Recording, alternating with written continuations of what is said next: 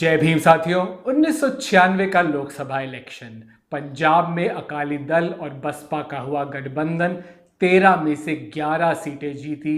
3 बसपा ने जीती, उसमें से एक थी जो मान्यवर कांशीराम जी ने जीती होशियारपुर सीट से। आज 25 साल बाद फिर से अकाली दल और बसपा का गठबंधन हुआ है 2022 के पंजाब विधानसभा चुनाव के मद्देनजर। इस बार 117 में से 20 सीटें बसपा लड़ेगी, बाकी सारी अकाली दल। सुखबीर सिंह बादल और बहन जी मायावती ने इसे पंजाब की राजनीति में ऐतिहासिक कदम बताया है। आपको बता दें, इस समय ऐसा एक कदम आया है जब अकाली दल ने पिछले साल, अभी कुछ महीने पहले ही बीजेपी के साथ गठबंधन तोड़ा था। काले कानूनों को लेकर, किसानों के काले कानूनों को लेकर बहुत लंबा गठबंधन था अकाली दल का बीजेपी के साथ, जो इन किसान कानून के चलते टूट गया। और साथ ही साथ अभी भी वो आंदोलन चल रहा है, तो बहुत बड़ा मुद्दा होने वाला है पंजाब चुनाव को देखते। और इसमें एक छोटा मुद्दा इसके अंदर ही है, वो दलित किसान मजदूरों का। कई दशकों से दलित किसान हो, मजदूर हो, वो अपने हकों की लड़ाई, भूमि की लड़ाई लड़ रहे हैं, तो वो भी बड़ा मुद्दा है। और ये गठबंधन अकाली दल के लिए भी इम्पोर्टेंट इसलिए है कि बसपा के लिए, क्योंकि 32% दलित वोट कहा जाता है, जो राज्य का सबसे, और पूरे देश में ऐसा कोई राज्य नहीं है जिसमें इतनी आबादी हो दलितों की, तो उस हिसाब से अकाली दल के लिए ज़रूरी है। और बसपा के लिए भी बाकी राज्यों में, यूपी से बाहर आने के लिए ये बहुत ज़्यादा, एक पंजाब इम्पॉर्टेंट स्टेट रही है, बसपा रही है, पर काफ़ी समय से इतना अच्छा प्रदर्शन नहीं रहा बसपा का पंजाब में। वोट शेयर गिरता जा रहा है, सीटें नहीं मिल रही। तो इसी में हम देखेंगे कि इस बार हमने देखा है, जो हमने पिछले चुनाव में 2017 में नहीं देखा था, कहीं ना कहीं लुभाने की कोशिश इस वोट बैंक को बहुत ज़्यादा है। आपको याद होगा, हमने बाबा साहेब की जयंती के आसपास ही वीडियो की थी कि कैसे हर राजनीतिक दल ने ऐसे वादे कर डाले कि हम अगला मुख्यमंत्री या अगला उप मुख्यमंत्री एक दलित समाज के व्यक्ति को बनाएंगे। हर राजनीतिक दल वहाँ का ये कह चुका है, पंजाब हो, अकाली दल हो, कांग्रेस हो, या आप आम आदमी पार्टी की बात कर लीजिए। तो ये चल रहा है पिछले कुछ महीनों से। ये पॉलिटिक्स में दलित वोट बैंक अब बहुत बड़ा वोट बैंक उभर के आया है, जो अच्छी बात है समाज के लिए कि इतनी ज़रूरत हो रही है। पर अभी भी हम देखेंगे पॉलिटिक्स में हो उतने लीडर नहीं है समाज से, या जो आप देखिए आरक्षण ढंग से लागू पंजाब में भी यूनिवर्सिटीज़ में नहीं होता, तो और कहीं ना कहीं काफ़ी अत्याचार के केसेस आए हैं, तो बहुत मुद्दे वो भी बहुत ज़रूरी हैं। तो ये गठबंधन क्या कांग्रेस को हरा पाएगा? क्या ये आम आदमी पार्टी भी, आप देखिए, है त्रिकोणीय कॉन्टेस्ट होगा इस बार, या पिछली बार से हो रहा है पंजाब में, तो वो भी है, क्या सेंध लगा पाएंगे ये गठबंधन? उसके बारे में हम थोड़ी सी चर्चा बाद में करेंगे। पहले आप कुछ तथ्य देख लीजिए कि आखिर सुखबीर सिंह बादल हो या बहन जी ने इस पर क्या कहा, उनका क्या कहना है, क्या ट्वीट किया। साथ ही में बसपा की परफॉर्मेंस की हिस्ट्री देख लीजिए पंजाब में, और साथ ही साथ जो जातीय समीकरण कैसा है पंजाब का, वो भी हम आपके लिए इस पैकेज में लाए हैं।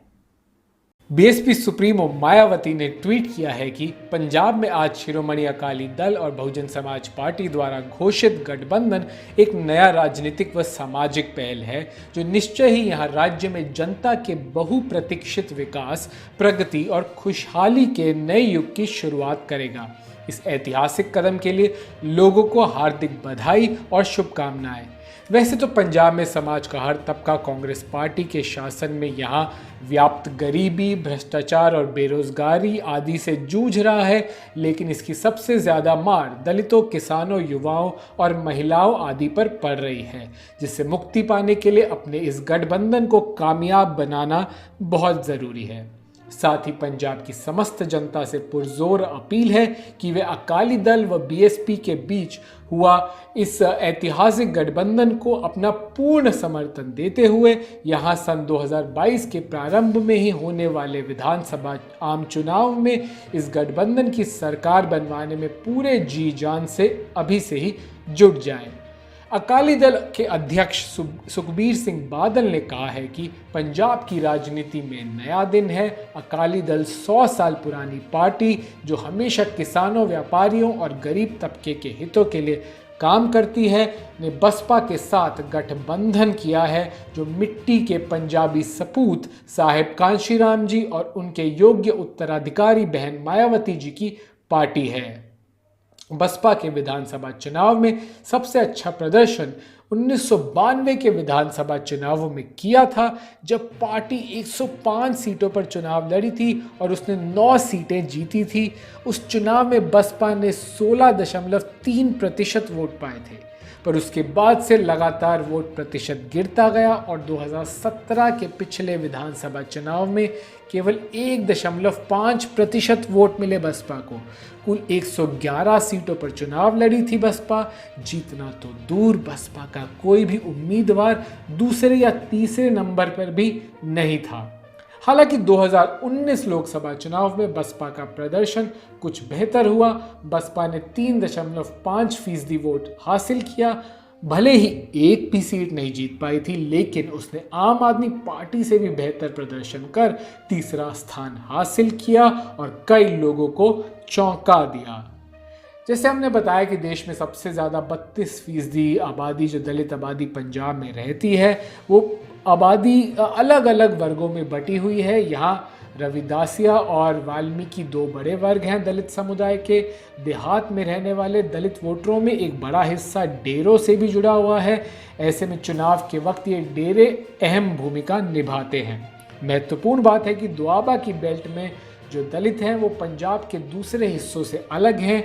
इसकी वजह है कि इनमें से अधिकांश परिवारों का कम से कम एक सदस्य NRI है। इस नाते आर्थिक रूप से ये काफी संपन्न है।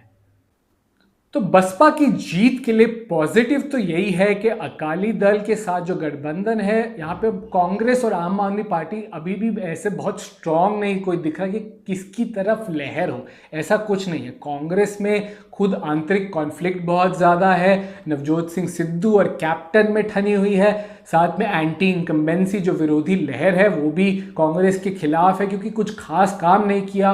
काले कानून पर भी किसान के साथ ढंग से खड़े हुए नहीं नजर आई थी कांग्रेस पार्टी। तो कांग्रेस पार्टी का जो ट्रैक रिकॉर्ड भी, परफॉर्मेंस रिकॉर्ड अच्छा नहीं रहा। जैसे हमने बताया, दलितों के खिलाफ अत्याचार हो या आरक्षण की बात हो या दलित किसानों की बात हो, उस पर कुछ खास परफॉर्मेंस नहीं है। और आम आदमी पार्टी पे भी कोई ऐसा बहुत बड़ा कोई लीडर नहीं है। भगवंत मान है, मेंबर ऑफ पार्लियामेंट है वो, पर ऐसा नहीं है कि वो सीधा दावेदार हैं। उन्होंने भी कुछ अभी नहीं है आम आदमी पार्टी, वहाँ इतना भी बड़ा वोट बैंक नहीं है। तो ये मामला काफ़ी निश्चित है कि कौन जीतेगा। एकदम खुला मैदान है इस बार पंजाब का, जो कि ज़्यादातर पंजाब में नहीं देखा जाता। इस बार जब से त्रिकोणीय कॉन्टेस्ट हुआ है, तो इस बार किसी को नहीं पता कि किसकी तरफ कोई लहर हो या कोई बहुत ईजी नहीं दिख रहा। अब देश में सारे राज्यों में ऐसे इलेक्शन होते जा रहे हैं और ये तो पॉजिटिव थे, पर इसमें नेगेटिव यही है। अगर बीएसपी और अकाली दल के गठबंधन को देखें तो अकाली दल कुछ खास अलग नहीं है या कुछ खास बेहतर नहीं है कांग्रेस से। अब देखिए 10 साल 2007 से लेकर 2017 तक अकाली दल सत्ता में थी, पर ऐसा कुछ नहीं है कि दलितों के उत्थान के लिए, दलित समाज के लिए कुछ खास स्टेप्स उठाए हों। जो अब ये बोल रहे हैं कि हम बना देंगे, ये कर देंगे, पहले कुछ इन्होंने ऐसा करके नहीं दिखाया उस 10 साल में। और फिर 2017 में बहुत बुरी हार मिली थी अकाली दल को, तीसरे नंबर पे आई थी। आम आदमी पार्टी के भी पीछे आई थी अकाली दल। तो ये बहुत बुरी हार थी, अकाली दल की सबसे बुरी हार में से एक थी। तो इसलिए गठबंधन हमें लगता है कि अकाली दल के लिए ज़्यादा ज़रूरी है। वो वोट पे, दलित वोट पर काउंट कर रहे हैं कि बसपा वो वोट ला सकती है उनके लिए। और गठबंधन में सुखबीर सिंह बादल फिर से मुख्यमंत्री बनना चाहेंगे, इसलिए उनके लिए है। पर बसपा के लिए भी है कि उत्तर प्रदेश से बाहर अभी कोई और बड़ा पार्टी नहीं है, बड़ी पार्टी जो दलितों के लिए हो, शेड्यूल कास्ट समाज के लिए हो, और बड़ी पार्टी नहीं है। तो ये पंजाब हो, मध्य प्रदेश में बसपा है, और भी कई राज्यों में है, पर पंजाब बहुत ही महत्वपूर्ण राज्य है अगर दलित समाज के लिए देखा जाए, नॉर्थ इंडिया में खासकर।